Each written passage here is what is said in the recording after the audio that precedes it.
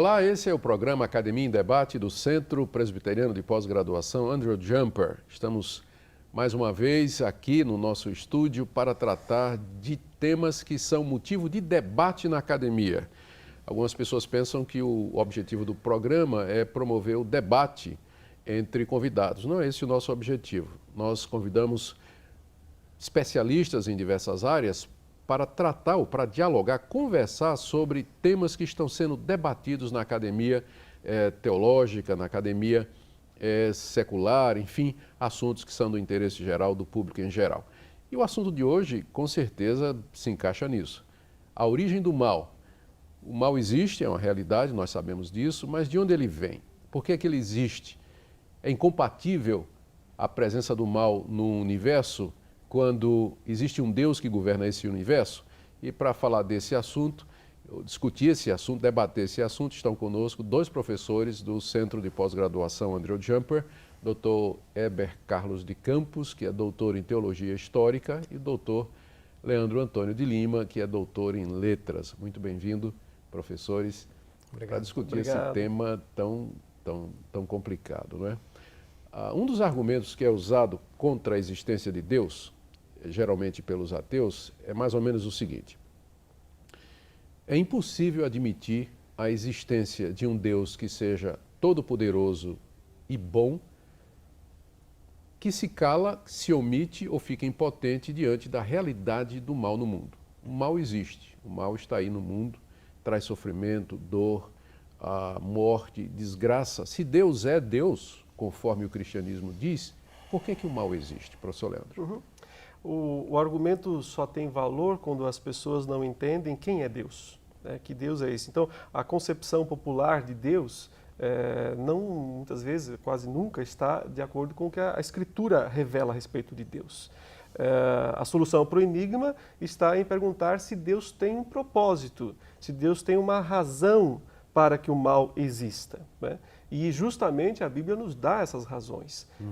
Deus permite a existência do mal, ele decreta, inclusive, a existência dele, embora, mesmo decretando, Deus não pode ser considerado o criador ou o autor do mal, mas Deus sim decreta a existência do mal porque ele tem um propósito com a existência do mal, que em última instância é revelar sua glória, revelar seu poder, sua grandeza, sua bondade, sua majestade. O mal, nesse sentido, é útil para revelar os atributos de Deus. Professor Heber, isso não torna Deus egoísta? Por que Deus permitiria o mal, sofrimento das suas criaturas, só para mostrar quem ele é? Essa pergunta, que é uma boa pergunta, ela normalmente acha que Deus tem que ser nivelado à nossa situação. Esquece de que Deus está numa categoria diferenciada da nossa. Então, se nós falamos que Jesus Cristo revelaria as glórias do Deus triuno ao se encarnar e ao morrer por pecadores, a gente não está dizendo que Deus é egoísta, porque Deus está assumindo a dor de resolver o problema do mal sobre si e não para nós. Então, por exemplo, quando nós falamos com pessoas que têm a impressão de que o cristianismo, principalmente aquele de linha calvinista, coloca Deus numa situação ruim, a gente diz, olha, essa situação se torna muito diferente quando a gente olha para a pessoa de Jesus Cristo. Ele é o Deus que não nos ensina a vencer o mal. Ele é quem vence o mal em favor daqueles que creem nele. Uma das soluções, professor Leandro, que estão aí presentes no meio evangélico para resolver essa questão do mal é a chamada teologia relacional ou teísmo aberto, que para livrar, desculpa a expressão, para livrar a cara de Deus, dizem assim: Deus não sabia, por exemplo, que Adão e Eva iriam cair, Deus não sabia com antecedência que determinadas catástrofes haveriam de acontecer, porque Deus não conhece o futuro está em construção. Então, Deus não pode ser responsabilizado pelo mal. O mal ele é resultado das ações humanas e das escolhas humanas. Deus não pode nem prevê-las e muito menos impedi-las. Então, essa resposta chamada de teísmo aberto ou teologia relacional, ela é compatível com o cristianismo? Ela está correta? Podemos aceitar isso? Na minha opinião, não. É totalmente incompatível, porque na tentativa de justificar Deus, de justificar a justiça de Deus, acaba rebaixando Deus, diminuindo sua sabedoria, sua soberania, seu conhecimento, seu poder e, de certo modo, não dando nenhuma garantia de que o futuro que Deus planejou, o novo céu e a nova terra, que é o fim, o escatom, venha acontecer, porque pode ser que nada disso aconteça, já que tudo está aberto, já que tudo é relacional. Então, não é uma solução bíblica, não é uma solução cristã. E eu diria que, além de rebaixar Deus, e eu concordo, professor Leandro, é incompatível com o próprio registro bíblico. Por exemplo, tem uma passagem muito conhecida dos cristãos que é dificílima de ser explicada. É uma das, tem outras. Dificílima de ser explicada por qualquer pessoa que adote essa posição. Como, por exemplo, Jesus Cristo prevendo que Pedro não só trairia ele, mas quantas vezes o faria e que seria antes do galo cantar.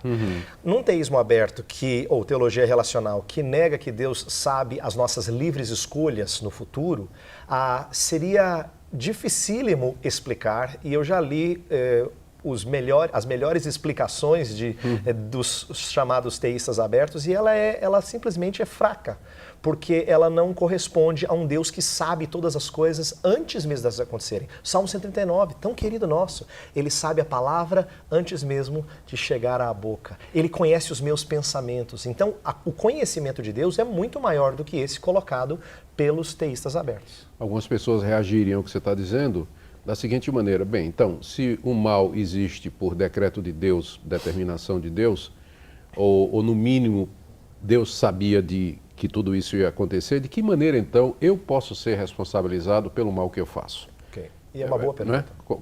Como é que a gente pode responsabilizar as pessoas pelo mal que elas cometem, pelo erro que elas fazem, se no final isso havia sido decretado por Deus?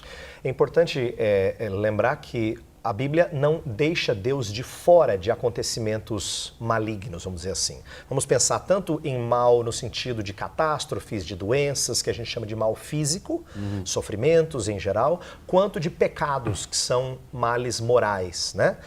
Deus não fica de fora dessas coisas. Nós poderemos citar exemplos. Isaías capítulo 10 é um texto clássico que fala que a Assíria seria levantada por Deus para castigar as nações e depois seria punido pela sua soberba, por achar que ela fazia isso pelo seu próprio poder, né? Eu falei da história de Pedro, Jesus Cristo antecipando o pecado de Pedro, dizendo que iria acontecer.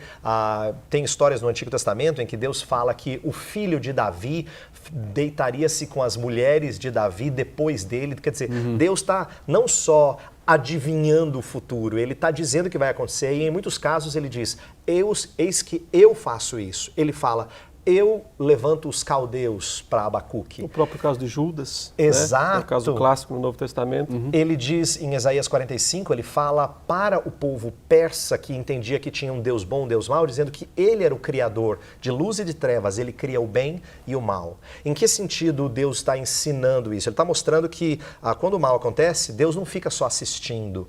Então, a maioria dos crentes tem uma saída para essa questão, dizendo: não, Deus permite, né? Ele é soberano, mas ele permite. Como se fosse só a Deus assistindo. Deus permitir alivia a responsabilidade dele nessa questão do mal? A questão é o seguinte: não só não alivia, como não corresponde com o registro bíblico. Não estou dizendo que a palavra permissão não possa ser usada de maneira qualificada, mas que ela não explica o porquê que Deus se coloca à frente de acontecimentos assim. Ele fala que ele vai fazer isto e vai fazer aquilo e fazer aquilo. Agora, a questão da responsabilidade. Quando a gente fala de mal moral, de nossas escolhas, é importante lembrar que Deus não nos torna responsáveis se nós somos autônomos, porque não existe autonomia na Bíblia. Não existe liberdade que seja totalmente separada do controle de Deus. Deus não é soberano só sobre algumas coisas, mas não sobre minhas escolhas. Deus é soberano sobre tudo, inclusive minhas escolhas. Então, a Bíblia nunca postula qualquer tipo de autonomia. Porém, ela fala que nós somos responsáveis porque nós sempre agimos em conformidade com nossas escolhas. Professor Leandro, como é que eu consolaria uma mãe cujo filho foi assaltado e baleado e morto? Como é que eu chego para aquela mãe e digo assim: olha, isso aconteceu, Deus decretou isso. Deus determinou isso? Que tipo de consolo alguém que acredita que Deus é soberano e que tudo que acontece está dentro do controle dele, como é que a gente consola uma pessoa a partir dessa perspectiva? O consolo não pode ir além da Bíblia, não pode, às custas da Bíblia, tentar consolar alguém. Eu acho que tem que tentar manter as duas coisas em harmonia, ou seja, todas as coisas foram decretadas por Deus, nada foge ao seu controle, ao seu conhecimento e à sua ordem, mas também seguem, né, de uma maneira harmoniosa no plano de Deus, as escolhas humanas, as ações humanas, a responsabilidade humana. Então, não se pode, digamos assim, para tentar consolar, fazer que Deus seja o responsável pelas atitudes. Suponha que a própria pessoa pode ter culpa na sua morte por uma atitude errada, equivocada. Eu entendo que nós não podemos abandonar sempre os dois aspectos bíblicos que mostram tanto a grandeza de Deus, a soberania de Deus, quanto a responsabilidade humana, as ações humanas, a liberdade humana dentro da sua natureza, dentro do seu agir livre conforme a sua natureza. Precisa manter essas duas coisas, né? E eu diria que esse é o momento em que o Deus de toda consolação entra em cena. 2 Coríntios 1 fala do Deus de toda consolação que nos consola para consolarmos outros. É importante a gente entender isso, que existem desastres, que existem tragédias, que existem assassinatos nesse mundo, nós sabemos. Deus não diz que isso está acontecendo e ele perdeu o controle. Ele é um Deus que nos consola agora com vistas à esperança do porvir, mas nós podemos ter consolo agora, porque quando o nosso coração está colocado em redenção futura e plena em Jesus Cristo, as dores de agora elas são pequenas, diz Paulo a Romanos, né? Comparado às coisas que Deus tem reservado para nós. Então é claro que esse consolo faz sentido quando as pessoas conhecem a Jesus Cristo e encontram nele esperança para ter esse problema solucionado. Porque eu diria da seguinte maneira, para fechar, o problema do mal tem solução? Tem. Jesus Cristo é a solução. Quando? No fim de todas as coisas. A melhor das respostas ao problema do mal, sem dúvida, é escatológica, é visando o fim. Por ora, nós aprendemos dessas coisas e colocamos nossa esperança nessas coisas e cremos nelas para que nós tenhamos mais entendimento e façamos sentido delas perto do fim, quando as coisas forem consumadas. De onde o mal se originou? Se Deus é Deus, se Ele é santo, se Ele é justo, se Ele é perfeito, se Ele ama a verdade, se Ele aborrece o pecado, odeia a injustiça, de onde vem o mal, professor Heber? É mais fácil nós respondermos de onde vem o mal na esfera humana, porque a Bíblia é um livro que revela a história da humanidade para seres humanos lerem e conhecerem. Então, nós temos mais detalhes sobre como é que o pecado entrou no mundo. E podemos falar, dentro de limitações, um pouco mais sobre isso. O que a gente tem pouquíssima evidência bíblica para falar, e normalmente é onde os cristãos têm mais curiosidade, é como é que o mal surge na esfera angelical.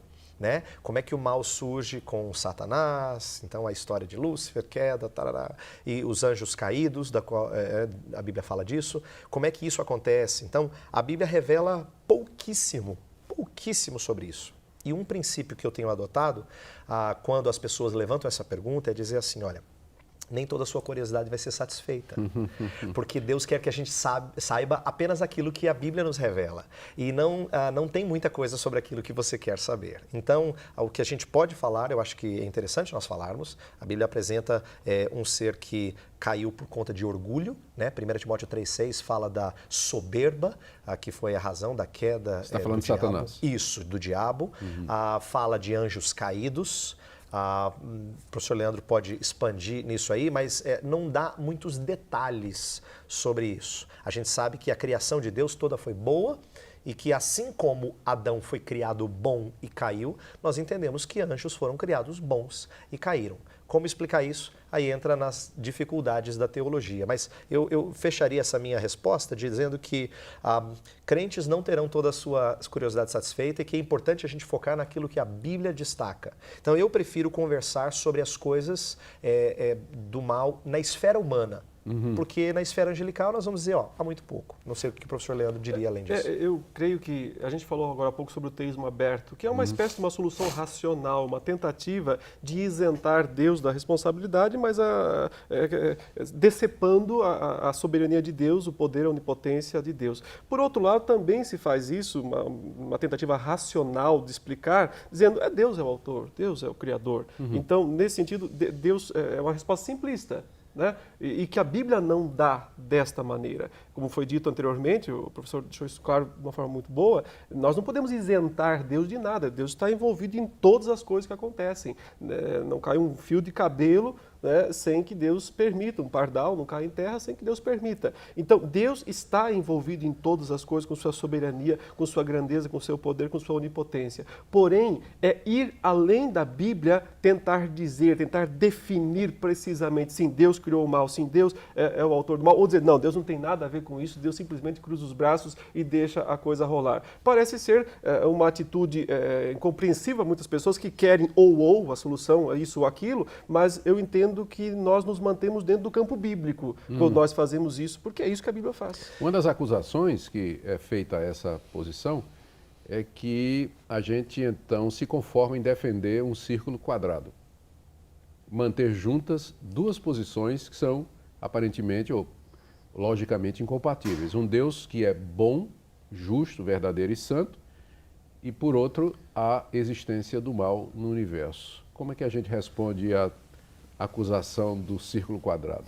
Ou do quadrado redondo? Eu creio que não há contradição em sustentarmos a soberania divina e a liberdade de seres angelicais e humanos de fazerem o que querem fazer e fazerem o mal por espontânea vontade. Quando eles fazem porque querem. Porque querem, claro. A Bíblia nunca esconde isso. Inclusive quando fala do pecado, em que ela revela muito mais claramente o pecado humano, quando Adão por e causa Eva da cobiça. Quando Adão e Eva caíram, eles caíram porque escolheram e porque quiseram ou porque Deus tinha decretado? Então, esse que é importante. Não é um ou outro. São as duas coisas. Sempre são as duas coisas. Biblicamente, vamos falar de algo que a gente sabe. Quando Pedro negou a Jesus Cristo, isso já estava decretado. Tanto é que Deus não adivinha futuro porque ele antevê. O futuro não existe. Ele faz acontecer porque ele escreve essa história. No entanto, Pedro fez por conta do seu temor de não querer se colocar a favor ou do lado de Jesus Cristo em meio àquela pressão toda. Então, o ponto é mostrar que não é um ou outro. E sustentar essas coisas não é contraditório. Há várias outras doutrinas bíblicas que podem parecer contraditórias, mas não são. A gente defende trindade, que são 3 pessoas em um só Deus.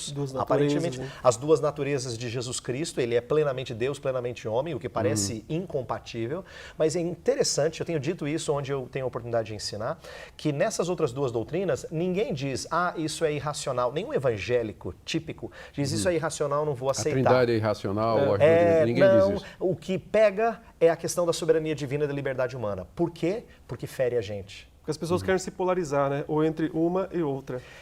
Eu quero dizer o seguinte, por conta da liberdade que parece estar em jogo, uma liberdade que as pessoas gostariam que fosse autônoma, isto é, sem Deus ter qualquer supervisão sobre isso, é que elas ficam então feridas. Então elas dizem, eu não consigo sustentar essas duas coisas, são incompatíveis. Mas esses cristãos que normalmente falam isso, não chegam para mim e dizem assim, eu não consigo sustentar que Jesus Cristo é Deus e homem.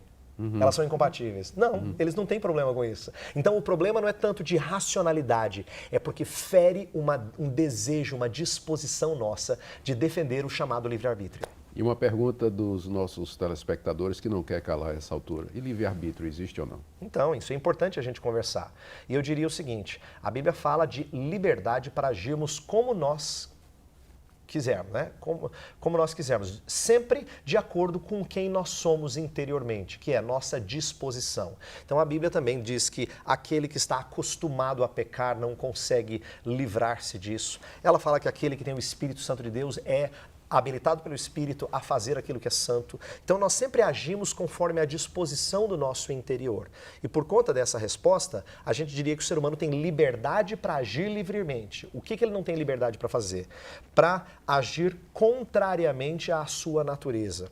Então, em teologia, a gente diz que só Adão, nesse sentido, ele foi singular, conseguiu ser santo interiormente e agir contrariamente à sua natureza. Mas todos nós hoje, quer crentes ou descrentes, sempre agimos em conformidade com a disposição do nosso coração. Isso é que é livre-arbítrio. Isso é liberdade. Isso é livre A gente normalmente chama de livre agência. O que eu costumo dizer é que quando nós conversamos sobre liberdade humana, nós temos que definir os termos. Se alguém quiser dizer que livre-arbítrio é agir do jeito que eu quiser, então todo mundo tem livre-arbítrio. Mas se livre-arbítrio é eu poder fazer algo contrário à minha natureza, então não temos não existiria o livre-arbítrio então, né? Tá certo. Professor Leandro, uma questão muito levantada com relação à origem do mal é que o mal tem origem naquele momento, já foi tocado antes, mas eu queria explorar um pouco. O mal tem origem naquele momento em que Satanás, na verdade não era Satanás naquela altura, mas um anjo, Lúcifer talvez, usando da sua liberdade, ele resolve ser igual a Deus e então se volta contra Deus, tenta tomar o controle do universo e Deus o castiga. E que as passagens usadas para isso, e elas geralmente são usadas como base para defender essa teoria da origem do mal, é o livro do profeta Isaías 14 e Ezequiel 28, que falam respectivamente, eu não sei agora a sequência, Babilônia, no 14, Babilônia e depois do rei de Tiro, não é? Isso. E ali lendo aquelas duas profecias, de como aqueles reis se exaltaram e se engrandeceram e quiseram passar dos seus limites, dá a impressão de que a referência é além da pessoa humana dos reis. É claro isso, nós podemos usar Isaías 14 e Ezequiel 28 como sendo uma descrição da queda de Satanás e, portanto, da origem do mal na história humana? Na minha opinião, diretamente não. Inclusive é da passagem de Isaías 14 que vinha a palavra Lúcifer, né? Como caíste do céu, ó estrela da manhã, filho da alva. Não aparece no hebraico a palavra Lúcifer, ela é uma tradução do latim. O latim usou a palavra Lúcifer para traduzir estrela da alva, né? E por isso que se pensa que o nome de Satanás seja Lúcifer. Mas a Bíblia não fala isso, isso vem do latim, uma tradução feita por Jerônimo. Se Satanás tem nome, é Satanás, é diabo, são títulos na verdade. Eu penso que, prioritariamente, Isaías 14 e Ezequiel 28 estão descrevendo a soberba e a queda daqueles dois reis, Babilônia e Tiro. No entanto, em algum ponto, isso parece ultrapassar mesmo o que se pode aplicar a um homem, a um ser humano. Então, eu vejo esses dois personagens, o rei de Babilônia e o rei de Tiro, como uma espécie de tipo de Satanás. Eles são representantes. Em alguma medida, eles espelham as intenções perversas de Satanás. Então, esses textos, em alguma medida, podem estar fazendo menção à queda moral de Satanás, que, no meu entendimento, deve ter acontecido entre Gênesis 1, 31 e Gênesis 3, né? Porque você finaliza o capítulo dizendo que Deus viu que tudo era muito bom, muito bom. Então, parece não haver ainda ali, né? A próxima cena é a serpente no jardim. Exatamente. Então, em algum momento entre esses dois atos, há essa queda de Satanás, a queda moral, a queda como que se torna um ser pecaminoso, um ser pecador. E aí, logicamente, isso eu penso, é uma mera exposição, né, tem alguma coisa a ver com o ser humano que Deus criou à imagem e semelhança de Deus. Caminhando para a última pergunta.